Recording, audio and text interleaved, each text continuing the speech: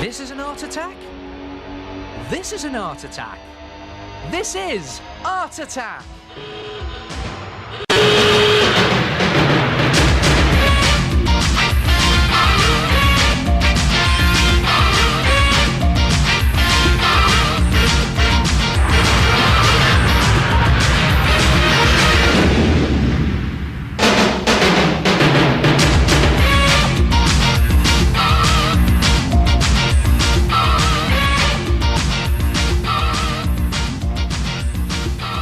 Hello there, welcome once again to Art Attack, the Big Art Show. Now, you like me, one of those terrible, untidy people who can never find where you've put things. What we need is the complete filing system. And here it is. Come and have a look at this. Take one of these cardboard envelope files that you can get from any stationery shop, or in fact you could use an old one, and just carefully prise apart the glued edges down the side. And there's your file. Now, if you're just going to make one file, you only need one of these. But if you're going to make a complete filing system, then keep this one as a template to draw around onto some other pieces of paper. Now, you can use any type of paper for this. Newspaper, scrap paper, wallpaper. It doesn't have to be good paper. And then take each file and decide what the file's going to be. Now, in this case, it's going to be a hobby file. And my hobby is sport. So what I'm going to do is I'm going to take some pictures that I've torn out of magazines, just coloured pictures there, nice and shiny, of different sports. And I've torn them out in interesting shapes. You don't have to tear them, you can cut them out. I'm just going to paste them onto the cardboard, onto the file itself, using PVA glue. Now this, again, it's just the ordinary white school glue you get in the squidgy bottles. Now you probably notice here, I'm also pasting over the pictures. Well, that's all part of this technique. In fact, I think this technique is called découpage, which is French for découpage, I think. And just keep building up your file, putting more pictures onto it, and just stick the pictures onto your file, front and back, both sides. And when you've completely covered it, and covered it in PVA glue, leave it to dry overnight, and it should look something like that. Look at that. And you can see why I pasted the glue over the pictures, because you've got this nice shiny finish where the PVA glue has gone hard, and it's made it sort of really rugged, and it's protected it nicely there. So fold the file back into shape, and then you glue it down the original edges that were glued. Glue down there, glue down there. Leave that to dry, and when that's completely dry, you will have, there it is, a hobby file. And you can just slot magazine pictures or press cuttings of your favourite hobby inside your hobby file. Now, if it's going to be part of a complete file system, what you need to do is attach a coat hanger to the top flap. So I'm just threading it on up to that crease there. I'll just stick a bit of tape on there just to show you how it's done. You can make more of a neat job out of it. So that's the first file. And then if you thread some string through the bottom of the file, because these files all have holes at the bottom, just thread the string through, or you can use ribbon. I suppose you could tape it as well. And just tie it at the bottom. Again, I'll just do a quick knot to show you. Bring the next file in when you make that. In this case, it's a comic file. Look at that. Let's keep the old comics in. I'm just going to thread that up through the string, there, like that. And just tape that again down the crease, bend it over, and there you have the second file in your system. And just keep building up your complete file system, one after the other, and you can make up to 4 or 5 files, and when it's finished, you will have something that looks like that. Look at that. And we start up at the top here. There's the old comic file from the old comics. I like collecting old comics. Look at that. This is one of my favourite files, this. This is a food file for recipes, always thinking of my stomach. Down here, we've got letter file for pen letters. And down there, a pop file. And right down there, at the bottom, where it deserves to go, the homework file. And then just stick your file up on a hook in your bedroom, on the back of your door, or if you want to keep it as a secret filing system, keep it in your wardrobe. Hang it up, and no one gets to look at it. Try it yourself. The complete filing system.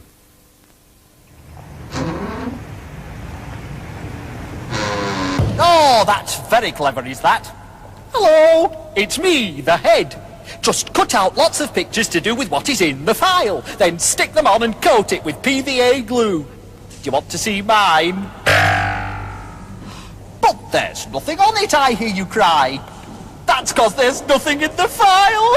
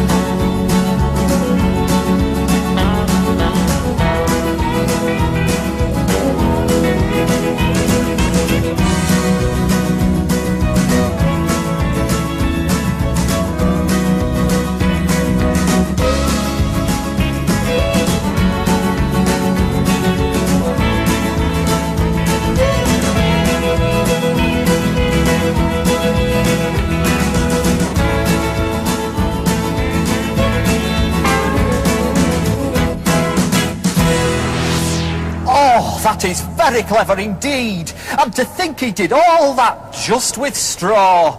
Now, I have made a right masterpiece out of straw. Do you want to see it?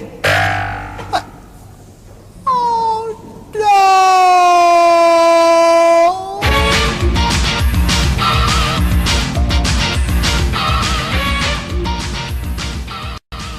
Here's a question for you. What do you do with a ballpoint pen that's run out? Answer: invisible doodles. Take a piece of drawing paper and lay it on a soft surface, such as a newspaper or a magazine, and just start to sketch a very quick doodle onto your paper.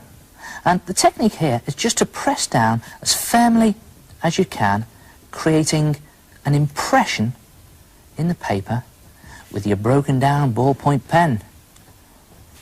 And another little tip, try and put in as much detail as you possibly can. And you'll see why in a minute. You'll see the effect that I'm looking for. And there it is. Well, it isn't really. Not until you take a wax crayon and scribble over your invisible doodle. And hey presto, your doodle is no longer invisible. Look at that. And if you haven't got a ballpoint pen that's broken down, you can do an invisible doodle with anything that's got a sharp point, such as a cocktail stick, or even the wrong end of a paintbrush. And it's just a case of taking an ordinary pencil sharpener and just sharpening the wrong end of the paintbrush. But be careful with this, because it can be quite sharp. There you are. Perfect to do an invisible doodle with. And there's lots of different types of invisible doodles that you can do. And just make them appear using a wax crayon. What about sort of fancy writing? You see what I was saying about putting in the detail? The more detail that you put in with your pointed implement, then the more detail you get out, and you actually scribble the wax crayon over it. And you could do a comic strip sequence. If we get another wax crayon here, different colour, I'm going to scribble over that area. So again, just scribbling away. There's a little fly in the air there. And, hold on, what's that? Looking at the water at it. Well, let's see what happens in the next bit of the sequence. We've got something leaping out of the water. Yeah, it's a goldfish. Just scribbling over with my wax crayon to reveal the detail. And you could even do a night picture with a darker crayon. There it is.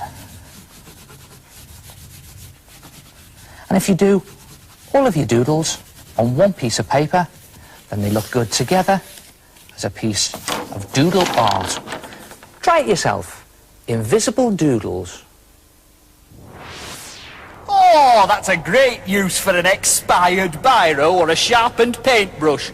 But be careful and don't press too hard, otherwise this happens. Sad, isn't it?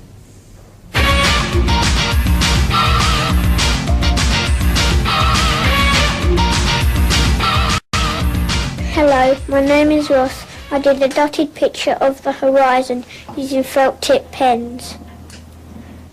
Hello, my name is Gavin. I made this picture by using dots. My name is Elika. I drew a picture of fruit. I coloured it by making dots with straw and paint. Good art attacks. You know, many famous artists made pictures using dots. If you're going to make a dot picture, it's a good idea to draw it in pencil first as a guide, and you can always rub it out later on. And then just make your picture using dots. Now, felt tip pens make dots. You just dot on the tip.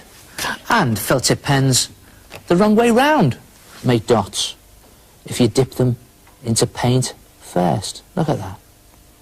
And you can also make dots with your fingertips if you dip them into paint as well. Bit messy, but great fun. Look at that. And the truth is, you can make dot pictures using anything that makes a dot.